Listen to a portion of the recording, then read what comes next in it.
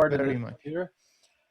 Good morning, good afternoon, and good evening, and welcome to the Groovy podcast. In case you're hearing me again, now we're recording it. And my name is Ken Kousen, podcasting from Marlborough, Connecticut, and I'm joined by Szymon Stepniak, podcasting from Torun, Poland, and Baruch Sadogursky, podcasting from sunny, not dusty, and not ashy California. Good for you. Yeah, Well, it's cleaned up a little bit. Yeah, it's better. your air quality got better. How about that? Yeah. Very good. So, how are you, Szymon? How are things where you are? I would say things are getting back to normal slowly, pandemic-wise. So I'm not the best source of information in this topic, but from my own experience, things are getting better slowly, but into the right direction. How about you? Well, here, as United States go, we're doing well. Okay, that's not a high bar, as you're probably aware. I mean, we're handling this very poorly. But at least in Connecticut, things are reasonably solid. And I'd say all of my work at this point is online anyway. So I'm still basically sheltering, although not completely isolated. It's weird getting those Google travel, what do they say, the location histories? Yeah. Like no new places this month. Actually, I always wind up with like 3 or 4, and one of them is the local grocery store, and one of them is a Starbucks a town over, So Yep. it's just but it's quite a change from what it used to be like, definitely. Absolutely. So it's really good to see Szymon, right? Is that close enough? Yes, absolutely. Okay. I'm trying to find the actual YouTube link. We just tweeted it, both Shimon and I. So Yeah, I mean, I see that if you we are follow us on broadcasting. Twitter, if you were following us on Twitter, you'd know. Well, I'm trying, Let me look under. Okay. Oh, there it is. Okay, so if I go there, I want to mute it, and then I can see everybody else typing something. Yeah, So, we have four concurrent users. does that include the 3 of us? We have Shimon in the comments. It's like the real thing. Okay, very good. Anything else before we dive into the actual show notes this time? Yeah, I need to unfortunately leave early. So just if I disappear without saying goodbye, sorry about that. And you will do fine without me. One can claim even better, but that won't be me. Well, one could claim, but what is your what conferences were you speaking? What's going on today anyway? Yeah, so we do tons of stuff. It's all over. I mean, we obviously all the online thing sucks, and we really miss in-person conferences, and it's not the same. The engagement is not the same, and I hate it. But on the bright side, we can actually do much more. And there are weeks that I do like 5 or 7 meetups and conferences in 1 week, something that only Venkat could do in person, but now everybody can be Venkat. So yeah, it's lots of meetups and conferences. Today, for example, I have to leave because I have a talk at CloudOps conference, going to talk about container registries and stuff. So yeah, it's a lot. Much less fun. It's basically get all what sucks in travel, and that's jet lag, because we speak at European conferences in the middle of the night and conferences in Asia in the middle of the night. So we get the jet lag without all the fun part of travel for conferences. Fun part of travel, right? Yes. And that's meeting you. So are you doing anything else these days? I mean, what else is going on at JFrog? So that we hit the news yesterday or day before. I don't know if you noticed. So that's kind of a big deal for us. We filed the for IPO.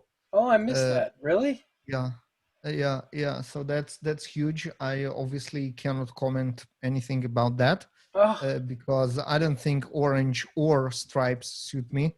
But yeah, it's big and it's fun and it's well dried. so can you at least say whether your compensation will be in the six figures or the seven? I cannot. I You cannot. cannot say that. Oh, Mostly because I don't know. and okay, and you didn't give us any insider information. I mean, we could have gotten in on this, right? Right, right, right. Yeah, and just Yeah. because of that little, I mean, we're going to be incredibly wealthy, and wealthy people don't go to jail. You could have shared this information with us, right? No? Oh, Ah, there is the S1 though. There is a ton of good information there, and I saw a lot of good analysis about it on in the last couple of days on the web. ah. So if you are into reading S1 documents or financial analysis of S1 documents, there is plenty for you to have fun with. That's not what I do in my spare time. How about you, Shimon? Do you read S1 documents for IPOs Absolutely not. For fun or profit.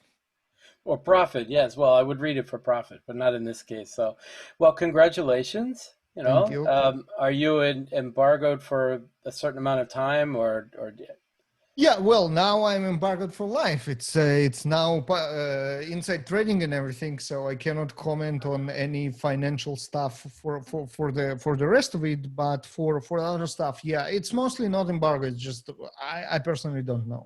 but It's lunch like will there be is a on. lot of stuff going on with whoever needs to do that, and that's not me. But if we ever get together, lunch is on you. Lunch is on me. That's for Yeah, sure. I mean, That's for it was, sure. probably was going to be anyway, but now, I mean, you're going to be Now fabulously I wealthy. yeah. You know, Now I won't feel bad about it as well. is the filing in the U.S.? Yes, and Nasdaq. Interesting. Okay, because it's still Yeah. Israeli based, right? Or do you have offices all It over the world? we officially again by the S1, it's like two headquarters, Ah, Sunnyvale and Tel Aviv. I don't know what is like the exact structure. well, it looks like you are, you know, podcasting from a very pink room with a flamingo and everything. So I assume that it's something to do with JFrog.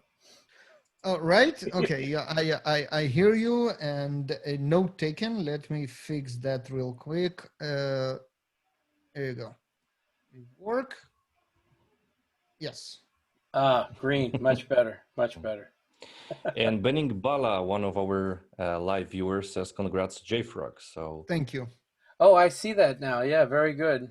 I realize I can actually say something and it'll show up as Groovy Podcast, right? Like Yes. Yes. this that's I is correct. the both of us, since we official both logged into feed. yeah. Yeah, so I There could you go. actually say so, you know, what should I should say something harassing to Baruch, right? Yeah, we can do it in the same time. I'll just say lunch is on Baruch. There you go. There we go. Oh, you are also typing in the same feed, so we can. Oh, okay. So we're really going to entertain all of our listeners here for as long as you're able to stay on the feed. Yeah, yeah. Now I think that will be now time for me to leave. I dropped the bomb of the interesting information that I had, and now Yeah. you enjoy the rest of the Groovy podcast with actually some groovy news. Well, when your company enters the unicorn club, remember I'm a one person company, and it really wouldn't take that much for me to sell out. I mean, Absolutely. it'd be remarkably low in terms of absolute dollars. So, keep that in mind when you start looking for acquisitions to make your. Better. I can pretend to say all the right things too. Oh, absolutely, you can for sure. Okay. We're Well, doing this podcast for a very long time. well, congratulations. Good luck to you. And clearly we will have something to talk about in the future then. Oh, for sure, for Yeah. sure. And enjoy Groovy podcast. Thank you very much. Have Bye fun on bye. your talk. And Yes. leave it Thank you, Baruch. Have fun. with the two better hosts of the Groovy podcast. There we go. Okay, Shimon. Now we can now talk about him. That's if we like. We can talk about him behind his back now. It's much more, entertaining when Baruch is online. So That that is that is a good point. Actually, it's yeah, much better when he's a part of it. All right. Well, absolutely. given that he's not here now, now we have to actually talk about Groovy and Grails and everything. So I see that we have our show notes now. Do you want to put a link to the show notes in the chat there or not? Yeah, I think we can do it. Let Yeah, me. the show notes are always on the GitHub repository called Groovy Dash Podcast under I think the organization is Groovy Dash Podcast, and then the repository is Groovy Podcast without a dash in it. Nice and simple. We are technically on season 4, episode 6, I think, which really, if you're just counting from the beginning, we are episode 80. So we're going to have to get our act together so we can crank out and make it to that magic 100 number, but not yet so far.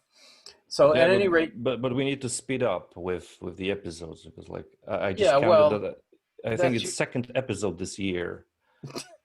So Well, that's now partly your job because you're prodding us to do it. I mean, it turns out that for those of us who do most of our work online anyway, my Mm, schedule's gotten harder to negotiate rather than easier over the absolutely. past few months. So how are things where you are, by the way? Where are you? What are you doing these days? These days, I focus entirely on creating content for my blog and YouTube channel. Mm. So this is my main focus. Actually, for the last 3 years, I was um, engaged with Upwork.com. I was working for Upwork, but starting from June 1st, Mm. I actually focused entirely on blogging and creating videos. Just this crazy idea. I mean, who would give it a try during the COVID? Those uncertain times. But I said, hey, I mean, it's crazy, but let's give it a try. And things are moving slowly, I would say, but into the right direction. And if everything goes well, in a few weeks, I will announce some interesting project. Not only me, but also it will be something around Groovy community. So I think people will like it. So, but for now, I cannot say anything else than that. So yeah, So you and Baruch are both full of secrets these days. I mean, I'm an open a little book bit, here. yeah. I do remember your announcement of going online like that. Be sure that in the show notes, be sure to add your YouTube channel. And I always list your blog, although I don't see it in there at the moment. That's the print stack trace one, right? Yes, yes. e.printstacktrace.com, is Dot it? blog. Dot blog. Oh, dot blog. Is that what it is? Yeah. Okay, Yes, well, yes. people should be sure to check that out. I haven't watched all of your videos, but I've watched several of them. And your most recent one, I'm trying to remember, what was the most recent one on? It was, 5 common mistakes in Jenkins pipeline. That was right. the most recent, but the I think something that will. I mean, this is Groovy related. Jenkins Yeah. pipelines are Groovy related, so I think people in our community may actually benefit from this video.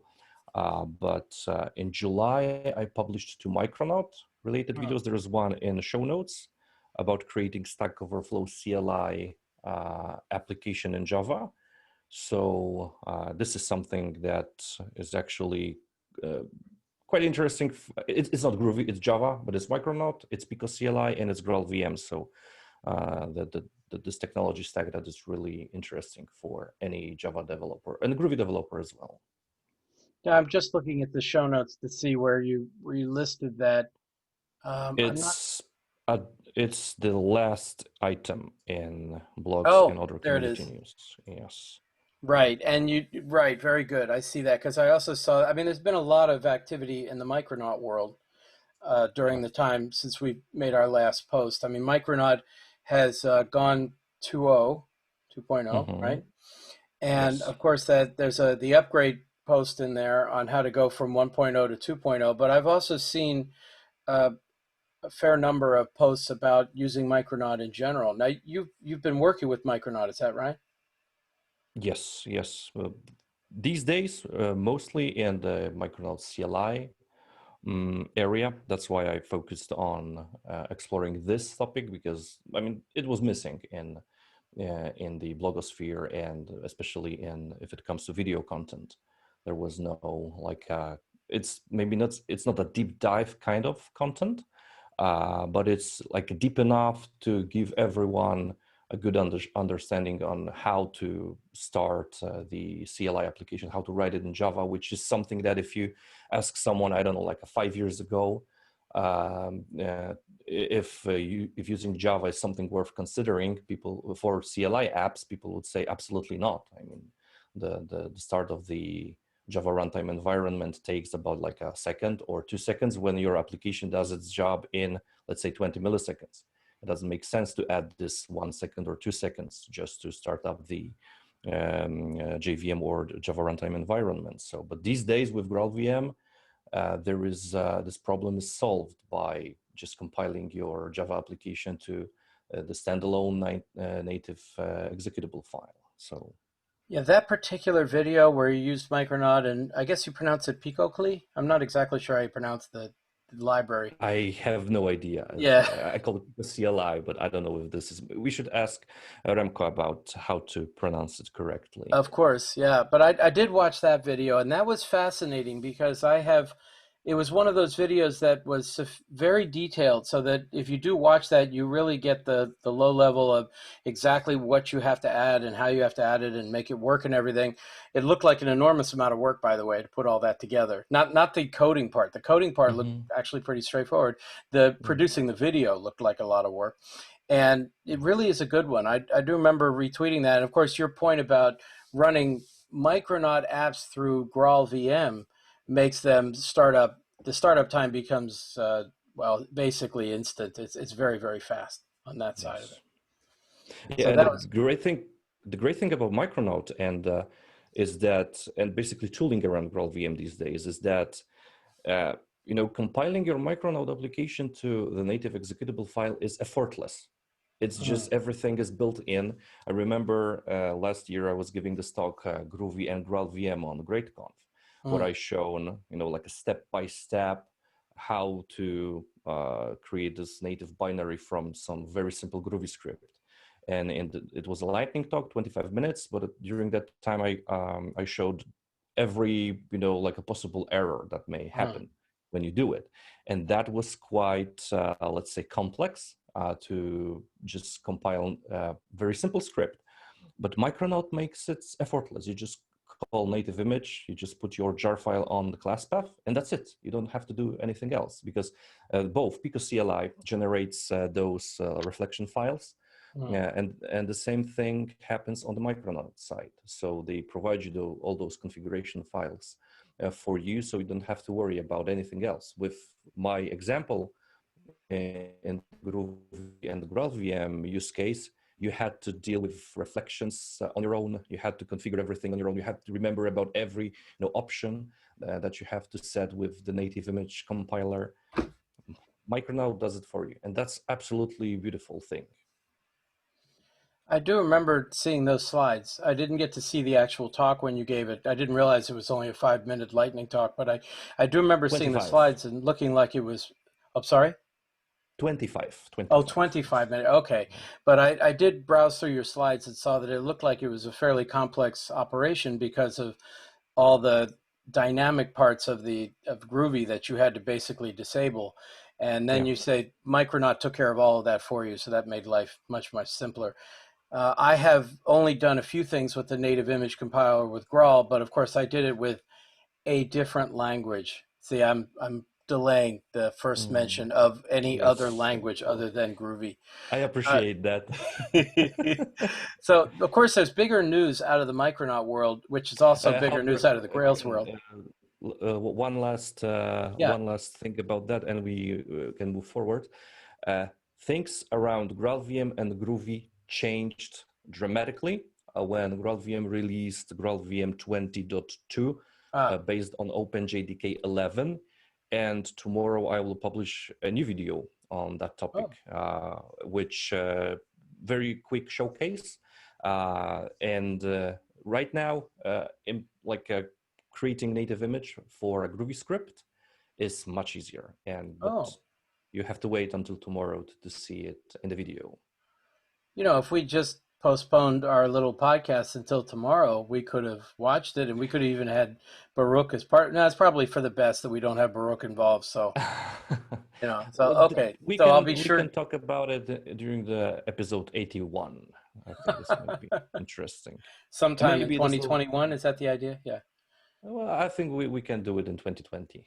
I hope.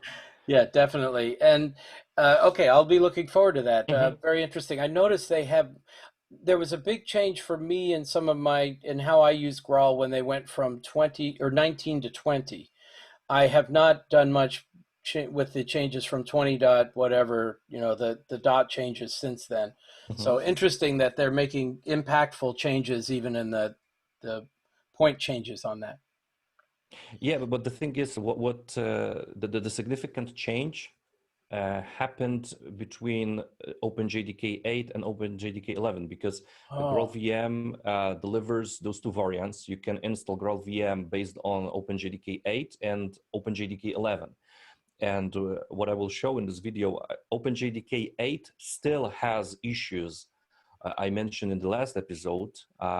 JDK 11 solved all these issues. So right now, the way to go with Groovy is to use OpenJDK 11, which is also, I think, a good, actually, thing to do anyway. So we don't have to stick to OpenJDK 8, and you can just move forward.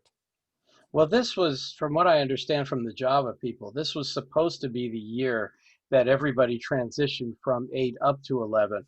Between the licensing changes and the availability of the open source variations and everything else, this was going to be the big one. And then, of course, the pandemic hit and everybody's plans got set back or changed or Yeah. whatever.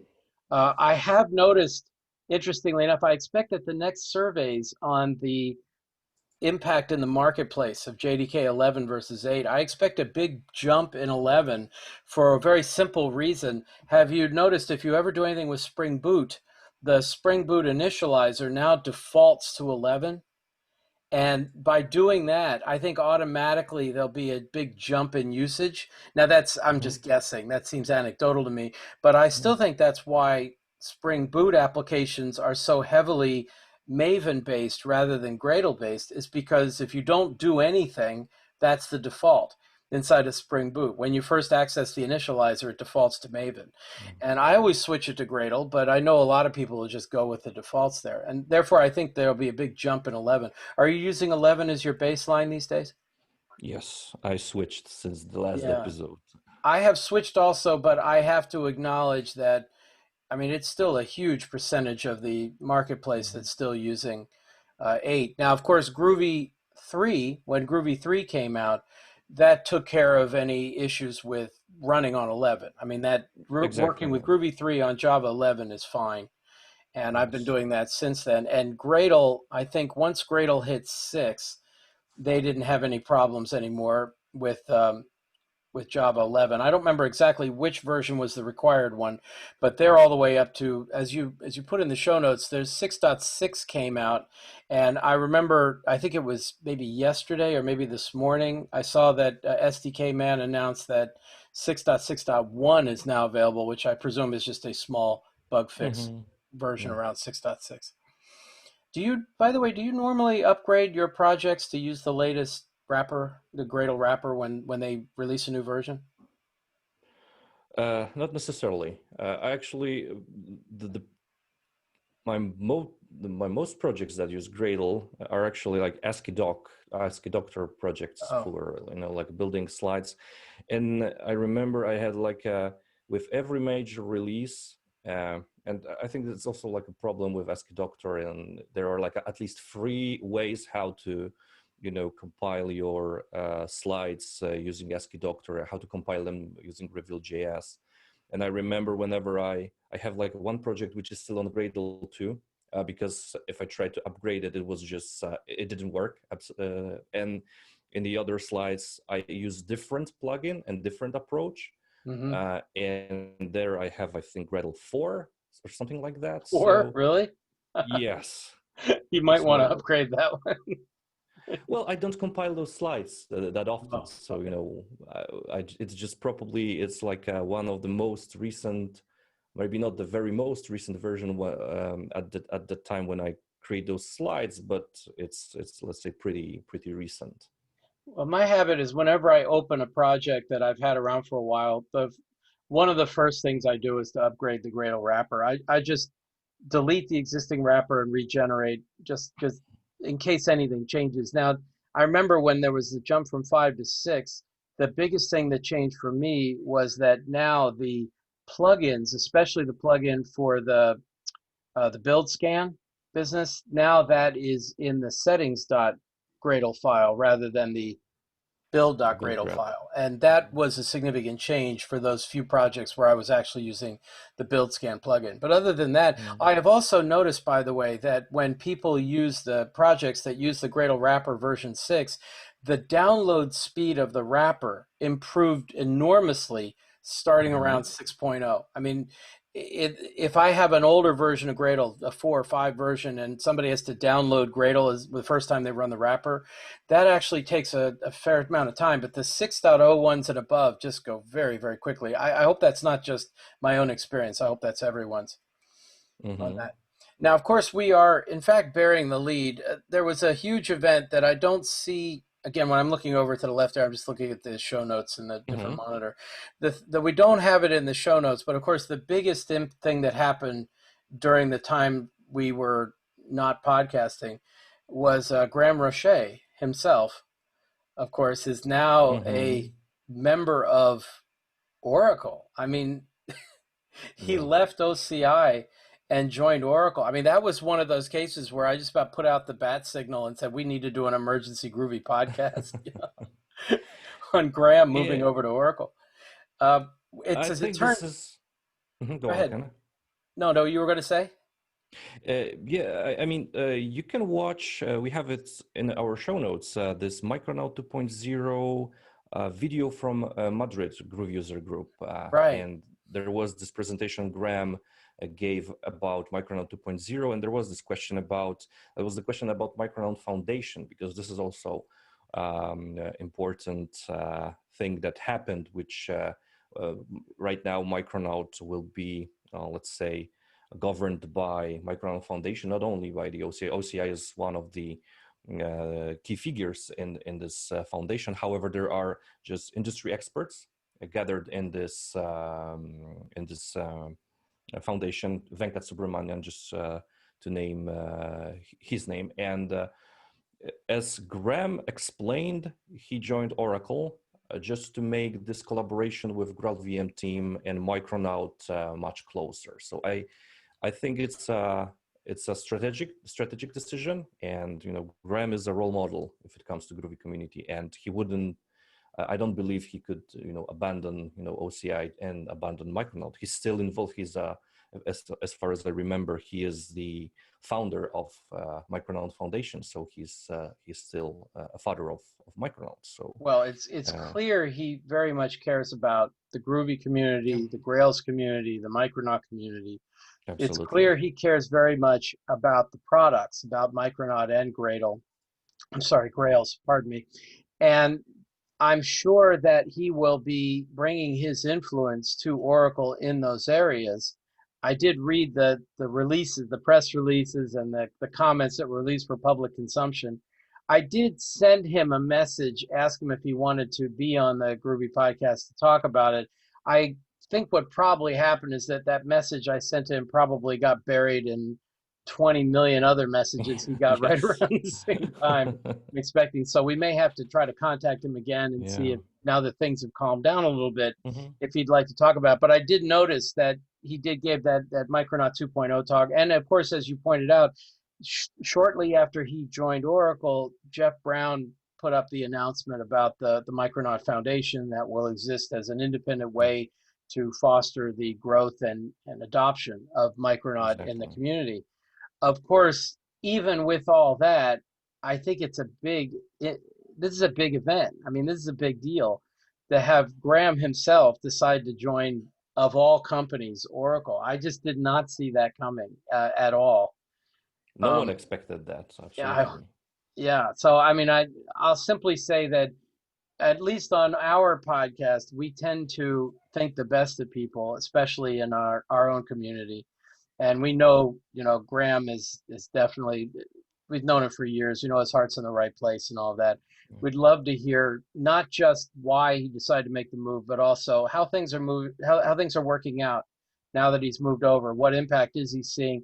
I mean, we've seen several people join Oracle. I remember when Andres Almire, for example, wound up leaving and went to a couple different companies and then went back.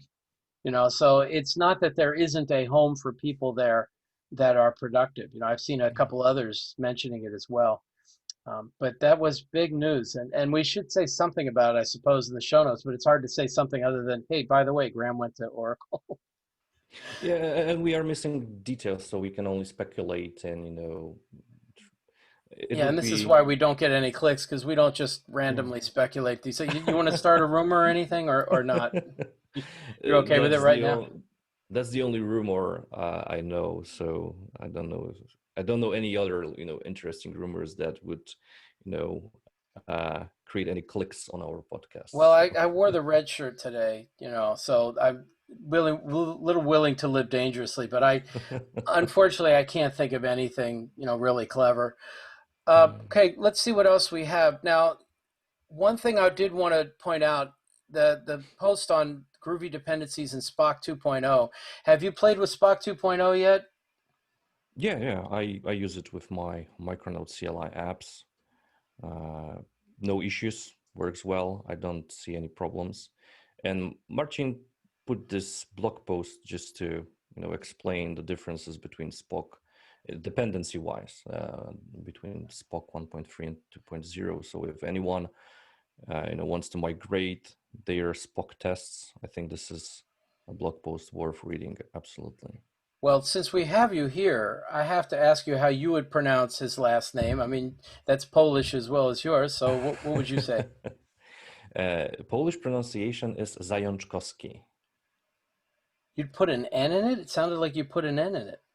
Yes, it's Zajączkowski. Huh. I mean, I just see the Zajacz, and I would have gone Zayachowski, so it's wrong. So it's Yeah, Zayan. because this this second A is our dialect A with this Ah, like with the tail under the A, which is pronounced on, and that's ah. why you pronounce it Zajączkowski. Thank you. See, I knew it was, I had to take advantage of you being here, for Yes. things like that. But it's definitely Marcin. I would have gotten that part right. So, Yeah. yes, for those who are not actively looking at the show notes right now, he wrote a blog post on Groovy dependencies in Spock 2.0. I've been playing around with the release candidates. I've been using Spock, and the thing the big difference about Spock that I've seen is that they are transitioning to using JUnit 5 Unit under the 5. hood Yes. rather than JUnit 4. And I'm glad to see that. I mean, I don't want to say it's Yes. about time because, it takes time for all these things to roll through, but I've been so pleased with the changes in JUnit 5 that I'm hoping that more and more projects will take advantage of that. And Spock, of course, is one of the dominant projects in the Groovy ecosystem. It's very good to see them leveraging that as well. Yeah. One fun fact, maybe this will bring some people to the podcast about JUnit 5. I have this blog post about when you use, we mentioned it in the previous episode, JUnit tests not found if you use def keyword instead of void for a test method in JUnit 5. Right. And the funny thing is, I don't know, like every week about, I can tell you a few hundred, maybe not a few hundred, but something like 150 people searches for this JUnit tests not found. And according to bounce rate, which is like a 97%, it seems like because I'm ranked really high for JUnit tests not found in JUnit 5, and people are expecting something completely different. And when they came to my blog, they see, okay, it's like a Groovy thing, but they probably have completely different problems why their JUnit tests are not found, and not necessarily it's not necessarily because of Groovy. So it's like a fun fact today, So the second idea one. So the idea is if your return type is def rather than void, then the test may be missed. But if you change it to void, then they're found? Yeah, yes, exactly. Because the thing is, JUnit 4 was much clever in this situation, and JUnit 4 gave you information that the test method, if you annotate your method with test annotation, has to return a void type. And there was like a very strict message about that. With JUnit 5, there is no message. It just silently says JUnit test is not found, and you have to dig into the class that runs those tests, and there is like in JUnit runner, there is information when it when it detects those methods, it checks, okay, if there is a test annotation and if the return type is void specifically. Interesting. And when people come from the Spock world, we use def when we define test methods, right? In Spock tests. And people do the same with JUnit 5. They use def and the test method name. And if you do it with Groovy that way, with JUnit 5, you will end up with this problem. Very good. So I'm glad I remembered that. So I'm looking forward to when they eventually go final on 2.0, but I have no idea what the schedule is for any of that. So hopefully that will be relatively soon, or at least we'll hear more out of that community over time. Now we have some other old friends of the Groovy community who've joined large companies. Of course, one of them was Guillaume Laforge. Yes. Guillaume joined Google a few years ago now. It's actually been a while since he's there, and he's been doing a lot with the Google Cloud Functions. And we put in you put into the show notes his blog post on deploying serverless functions in Groovy on the Java 11 runtime on Google Cloud Functions there.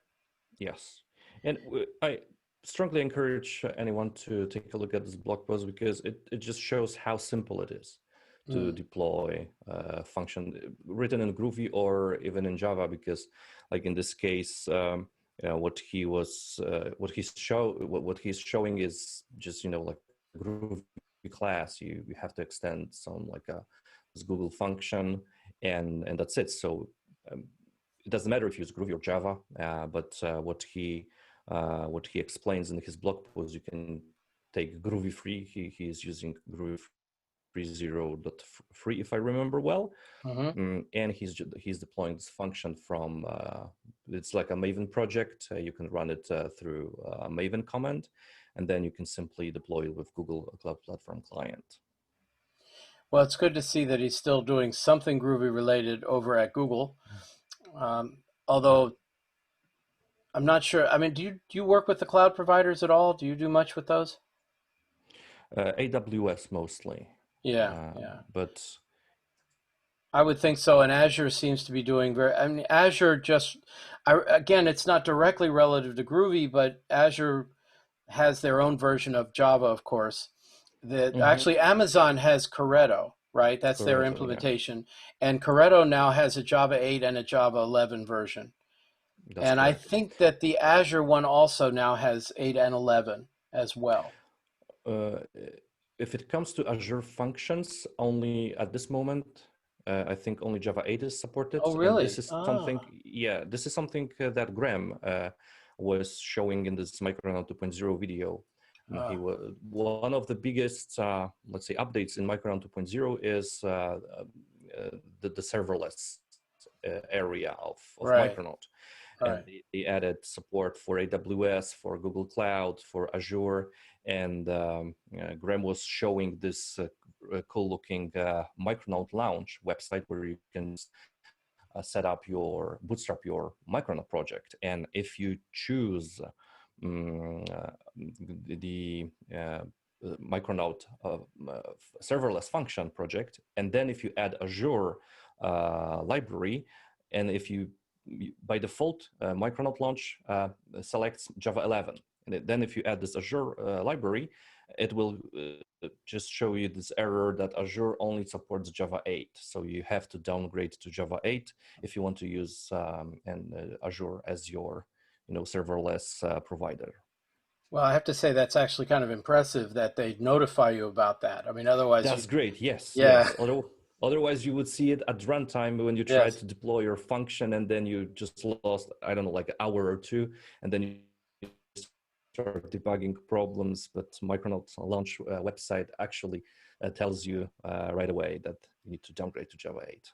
Very good, But very Google good. Cloud Platform and AWS, they support Java 11, if I remember So it's correctly. still, everybody's transitioning. It's just taking time. I thought Microsoft bought, didn't they buy jClarity, I think it was, that was maintaining some of the open or the adopt open JDK builds? Or am I remembering that wrong? I haven't heard that. Okay, well, I I thought haven't they heard did a that. while ago. And of course, adopt open JDK.net. Did you see what's happening to them, by the way? No, Uh, no, no. Yeah, they're But, becoming a member of the Eclipse Foundation, interestingly enough. So the oh, Adopt Open JDK, yeah, if you go to adoptopenjdk.net, they have a big mm-hmm. link to the announcement, and the Yeah. announcement says they're changing their name. So we're not going to be able to refer to Adopt Open JDK anymore. Did you see what the new name was? I know I'm on their website, but Yeah, I yeah, only yeah. I'm see. waiting for you. See the big banner link at the top, and then scroll down, and you'll see the new name. Do you see it? I'll tell you, it's Eclipse Adoptium. Do you believe Uh, that? I mean, okay, I get it. I mean, he said it's a compound word for adopt mm, open JDK and the Latin suffix "ium," mm, and I'm like, I'm sure there are worse names out there, but it's hard to come up with one really quickly. I mean, okay, that's my own value judgment, but seriously, Eclipse Adoptium? Tim. I just okay, So at any rate, that I expect will have some impact on the community because a lot of people use adopt open uh, JDK as their open yeah, JDK build. but Do you do Ken, that? at least they won't get sued by Oracle for using Java or JDK. So, Well, I've noticed under SDK Man, because of course I'm a huge fan of SDK mhm, Man. yeah. I've noticed they still refer to adopt open JDK. They've not started switching the name over yet. So I don't think there've been any Mm, releases under the new name, the Eclipse Adoptium yet. But that'll be our clue as to okay, it's time to start mhm. referring to Adoptium.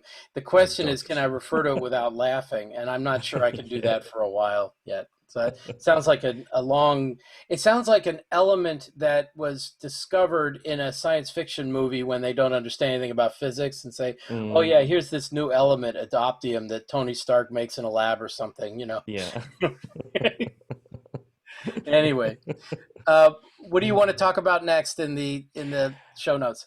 Yeah, I would like to give a shout out to actually two people, Omar Bautista from Mm, Mexico, who recently started creating those videos on Groovy.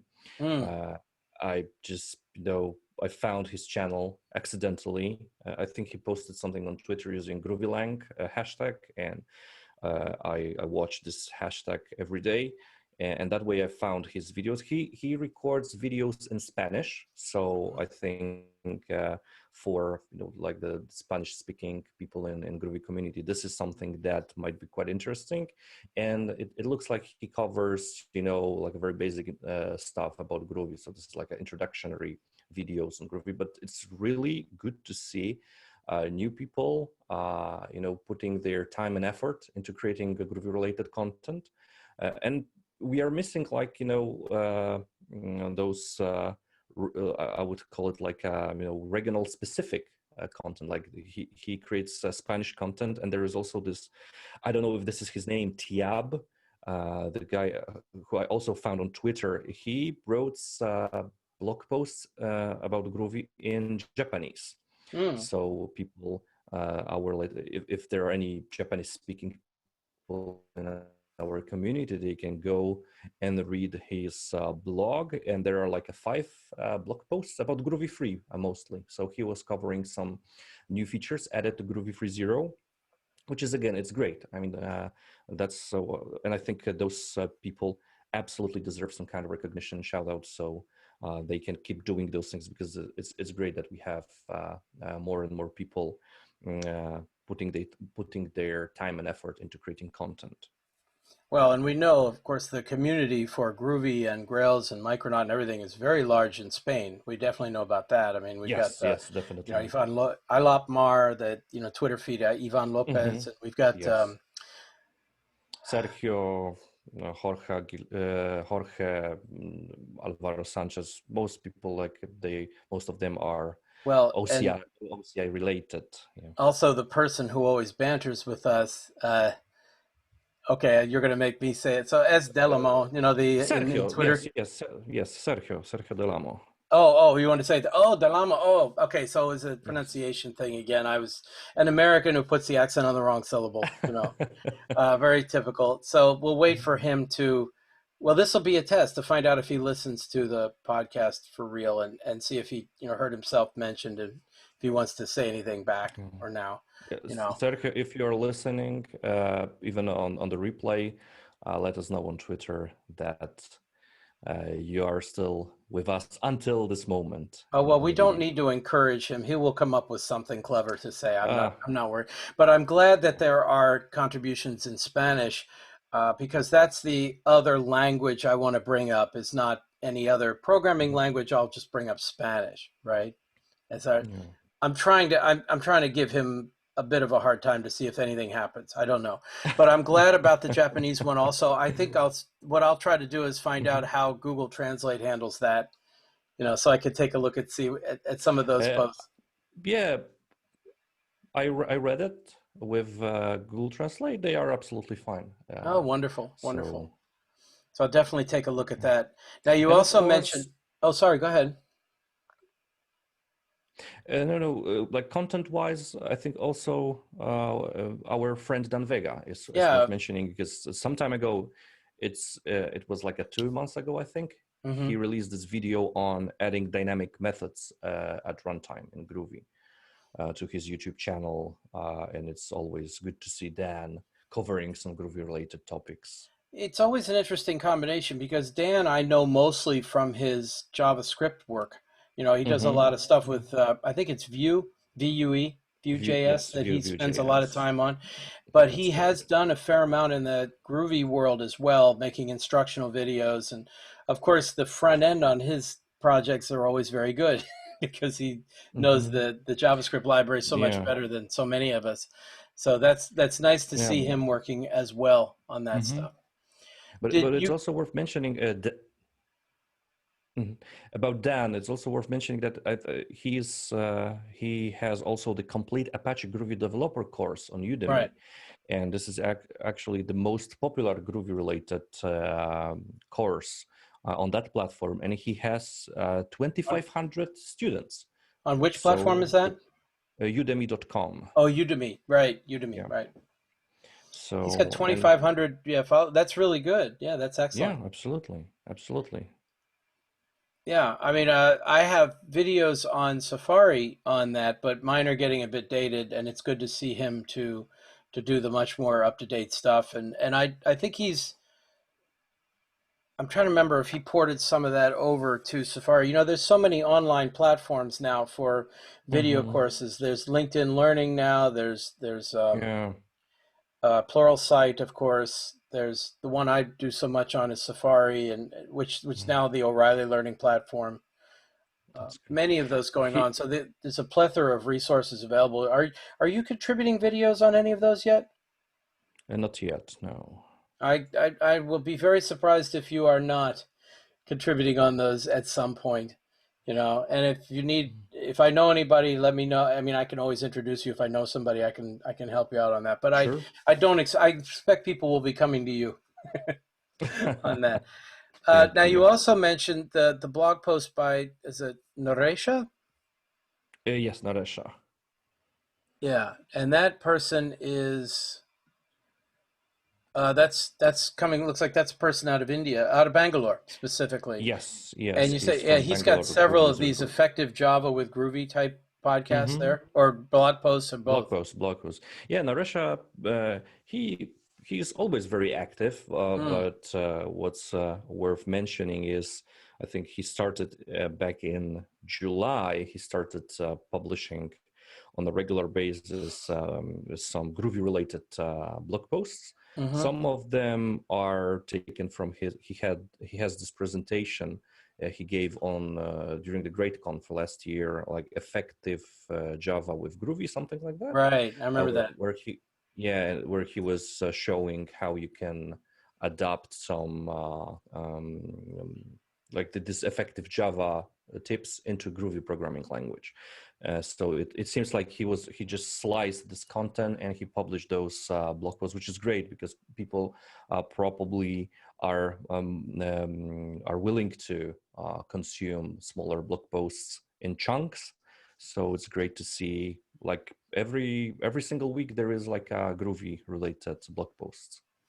Good. So you listed, looks like 5 of them in Yeah. his most recent ones in our show notes Exactly. there, which is great. So that, yeah, I'm glad that we're seeing, especially when we get people who aren't the same group of people always saying the same things in our community, that it's good to get some people who are less well known in our community, maybe well known outside of it, I don't know, but people like, Dan Vega, of course, is very well known outside our community. It's always good to see people who are contributing to Groovy, to the ecosystem in general. Exactly. Okay, we just have a couple more.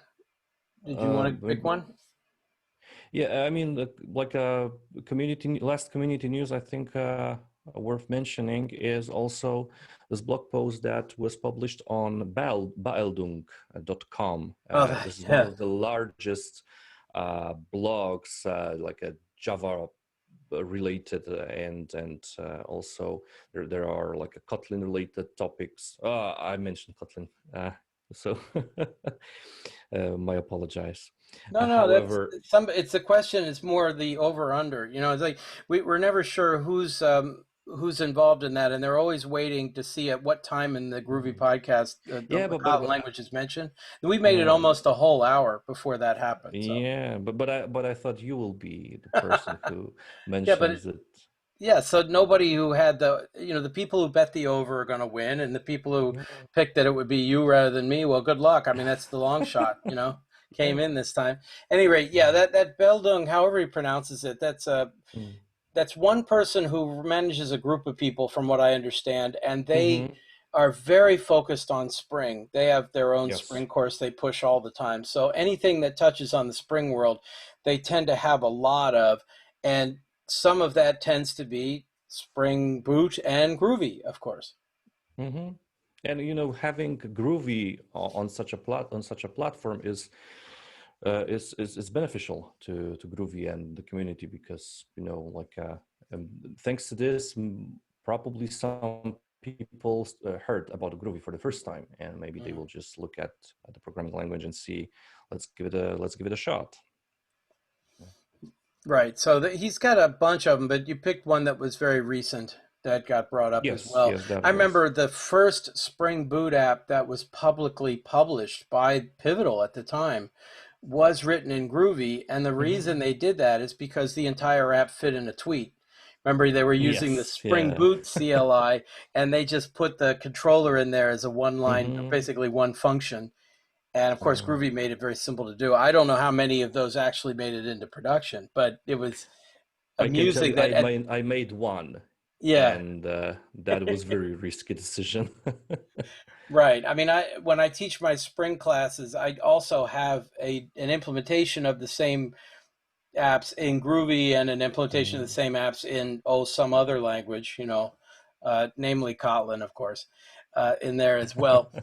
And you see, I've been doing a lot, as you mentioned. You were kind enough to link to my blog post about solving that daily jumble in all 3 languages. That's the one I usually use Kotlin for the Graal feature of being able to do the native compiler right away on that. But of course, now that I realize that Micronaut has that capability in it, if I had been building a server-side app, then now I know I can stick with Micronaut on those features. That'd be very helpful there. Yeah, if you want, you can use Kotlin with Micronaut as well. And oh yeah, I know. I mean, Micronaut supports all 3. Now, I don't know what impact that has in the community. You know what I mean?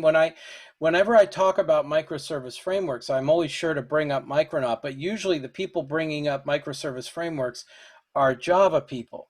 Occasionally I'll get contacted by Kotlin people who want to talk about Ktor or whatever, and I say, well, do you know about Micronaut? Because you can write in that too, and you can just write regular Java and etc. So I don't know. I'd be interested in seeing at some point somebody from the Micronaut community giving us a sense of what percentage of Micronaut apps are written in the various languages. How much interest are they seeing? Is there any growth in each language? I think that would be fascinating. So hopefully we can talk to some people from that community and see what's going on there. I think it would be interesting, to see some kind of case study of someone who used, let's say, Kotlin production-wise with Micronaut. Well, I imagine there's all three. It's just a question of. I mean, I would think I would use that information as a Micronaut person, if I was a Micronaut person, if I was in that community, to see where they needed a bit more marketing or where they needed to, where there's a potential growth area. I mean, I'm not good at marketing, but I imagine the OCI people are excellent. So.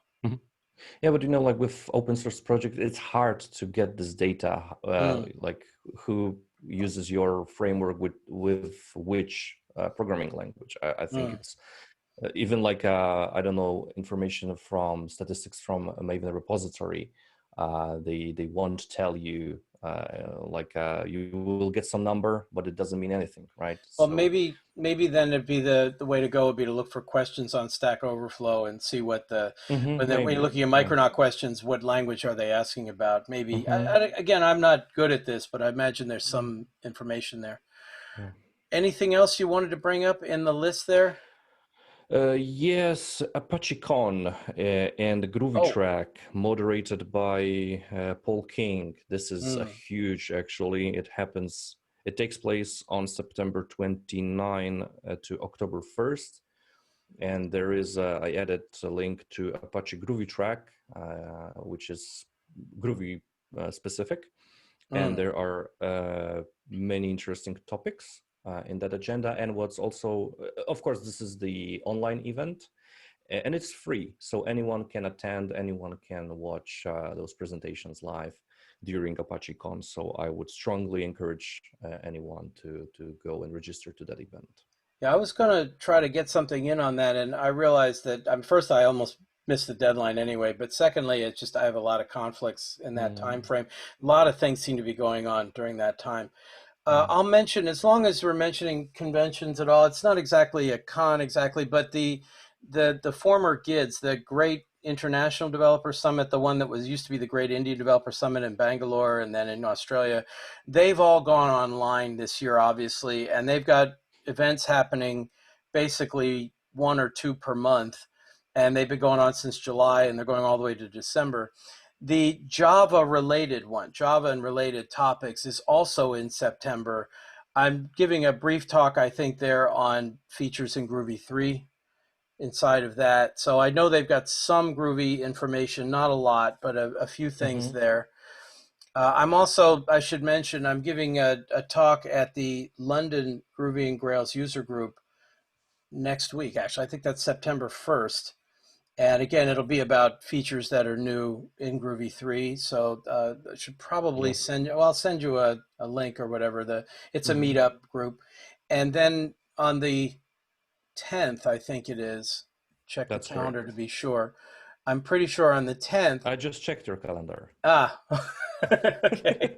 So on the 10th, I'm giving a talk at the Madrid Groovy and Groovy Grails user group. That's our friend Ifan Lopez as well. So that one I'll be talking about functional features in Java, Groovy, and Kotlin, and of course I will be sure to emphasize Groovy. This, by the way, that talk about Java, Groovy, and Kotlin is my subversive way of pushing Groovy back into a community that seems to forget that it exists. This way I could say, oh, well, you could do this functional stuff in Java, you can do this handful of things in Kotlin, but look how Groovy's already got a memoize annotation and tail recursion and trampolining and all this other stuff, and got a curry methods. And so it again, it's partly a way to push Groovy into a community that's forgotten it's there. Do you have any upcoming events that you wanted to mention? Nothing from my side, no. Okay, so I think that's pretty much everything. Anything else you wanted to bring up from the show notes or anything? I'm just looking them over. No, I can only encourage our listeners and the viewers to take a look at those show notes. There are links to every thing that we mentioned today. We didn't mention the Grails 4 upgrade notes by Eric. Oh, right.